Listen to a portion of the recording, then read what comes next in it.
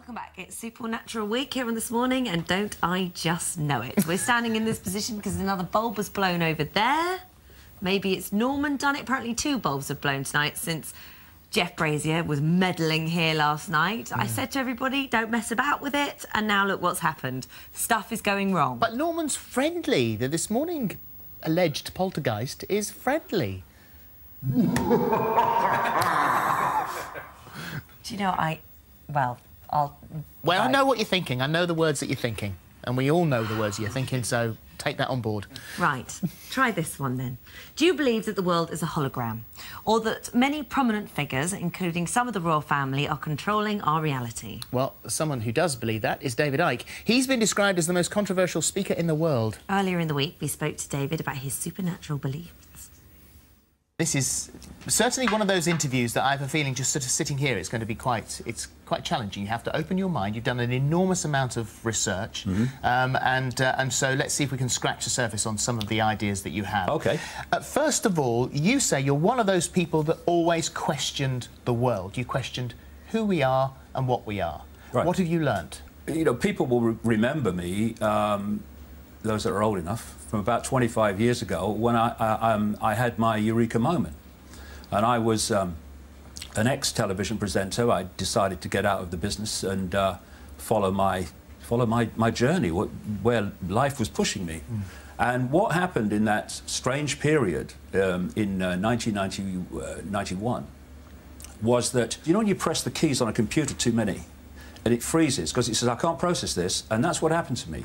And that's when Time Warp stuck in. That's when media Time Warp locked in. It's official, Icke's a nutter, that's the end of it.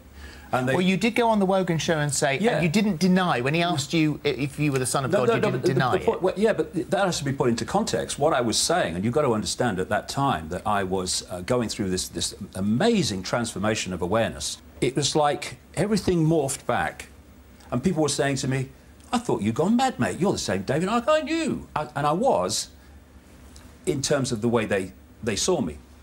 But I wasn't, because now I'm seeing the world in a completely different way. Before, there were puzzle pieces all over the floor. Now, suddenly, I can see how they fit together. And I spent the last 25 years putting them together. So, what is your puzzle like? What does it look like? The 5 senses decode. The ears are classic, but it's the same with all of them. They decode waveform information, energetic information. Think of it as the wireless internet. The 5 senses turn that information from waveform into electrical information, same information, different form, which is communicated to the brain. So, for instance, if I bang my shin, I don't say ouch until that message has got to the brain. And the brain takes that information from the 5 senses and it constructs reality. And therefore, we are living in an illusory reality in terms of solidity. That's why that table, which seems so solid, is made of atoms, and atoms have no solidity.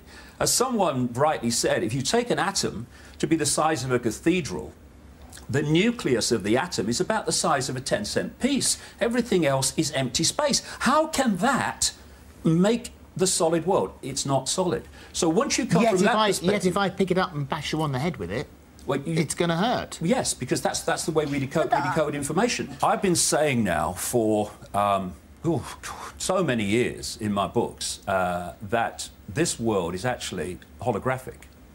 And a hologram is not solid, it's not physical, it's illusory solid, and it's illusory three-dimensional.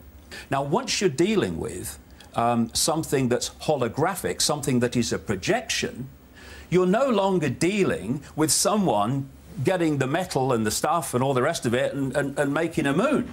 Because it's a projection. It's a holographic projection. So the moon isn't real? No. Well, none of it's real, really, because it's all a projection. But is the universe a projection? Yes, it is. And that's what these scientific teams in Bonn and America have come to the conclusion of. So who's projecting the projection? Well, I mean, you can keep going on and keep going on, and that's why I keep going on. And these are the questions we need to understand. But once you're dealing with something that's not physical, limitation disappears. We have to expand our perception of the possible. You see, if you want to keep people in the box, keep people in the bubble, one of the fundamental ways of doing that is to suppress their perception of the possible. Because when you're doing things out here, people in the perception bubble will say, that's not possible, that's not possible, it can't be done, and they dismiss it when you can go on and do it without being challenged. Who's keeping us in the box, and why would they want to do that? Well, I mean, you know, this is why Wembley was 10 hours and my books are that long. There's so many dots to connect. But there is a force which is feeding off human energy. And it operates. This is why understanding the nature of reality is so important, to understand this force. Because this force takes a form that basically energetic in its base form, though it can project form. And it operates on the fringes of our perception band. So when people say, well, you're talking about these people, I've never seen them, well, you wouldn't, because they're operating outside. To sum that up, if it's possible, then it is like the Matrix, that we are being controlled. This is something that's being controlled for us. It's being made for us. And it is, what, millennia old? Oh, yeah, probably, and the rest. But yeah. I mean, that's an interesting point. If you take the Matrix movies, you take away the poetic license, you take away all the violence, and you take away all the, you know, the stuff they put in movies, and you take the basic concept of people living in a reality thinking it's real when it isn't.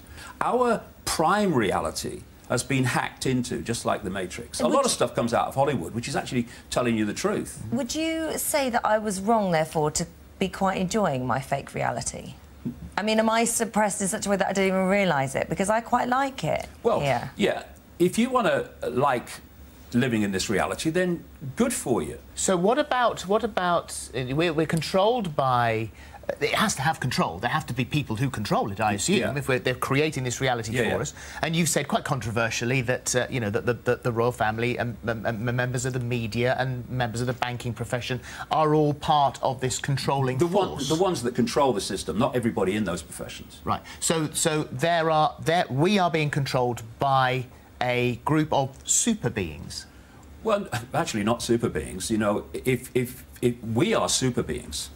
We are infinite awareness. That's what we are. We are awareness. And what this body does, I call it the biological computer, is it focuses the attention of that awareness in this tiny band of frequency called visible light. So we think this is all there is. When people leave the body, and suddenly, this is a constantly common theme, that their awareness suddenly expands, suddenly past, present and future all exist in the same now, because there is no time. That's another illusion.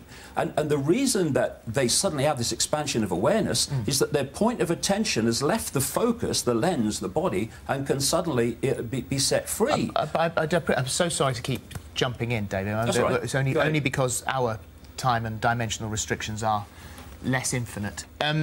If this has been going on for millennia, how long is it going to be before you wake up the planet to the fact that this is all a creation? And then what happens? Because you'll freak out the entire planet. Well, if you strip down the wallpaper of the Matrix and suddenly we end up with this reality that is the true reality, we'll be frightened to death. Is it better? Well, I've read about near-death experiences. I've never read one that wanted to come back. This is in a sense, this place is hell. If the royal family are alien beings, or some of them, or some bankers, or some in the media, then you're talking about a global war to push them out? How do we get rid of them? Well, the thing is, their power is in us not knowing they exist, and their power is also this, getting the population to give us their power. We give... Well, I don't, my goodness me, the very thought. But how many people give their power to the royal family? How many people give their power to governments? How many people give their power to bankers? All the time. So your reality is anarchy? No, it's not anarchy. It's the opposite. Do you think bombing innocent civilians from the sky to protect them from violence is not anarchy?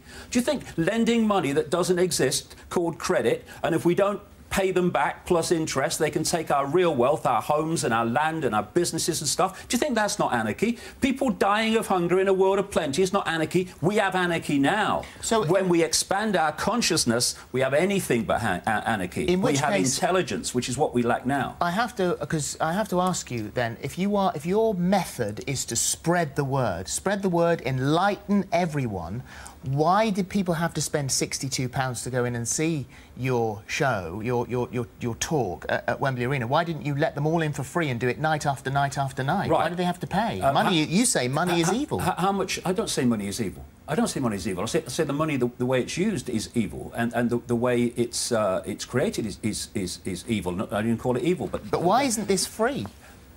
Do you know how much it costs to publish a book? Do you know how much it costs to hire Wembley Arena for one day? So you don't get any profit. It's only hiring the place out. I have not taken a single penny from the Wembley event.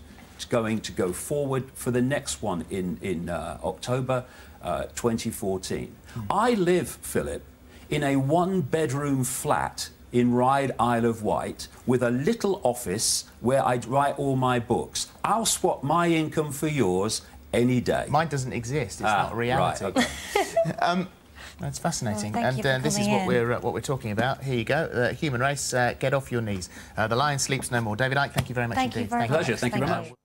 Well, yeah. Regardless of what you think, it's fascinating. It is so fascinating.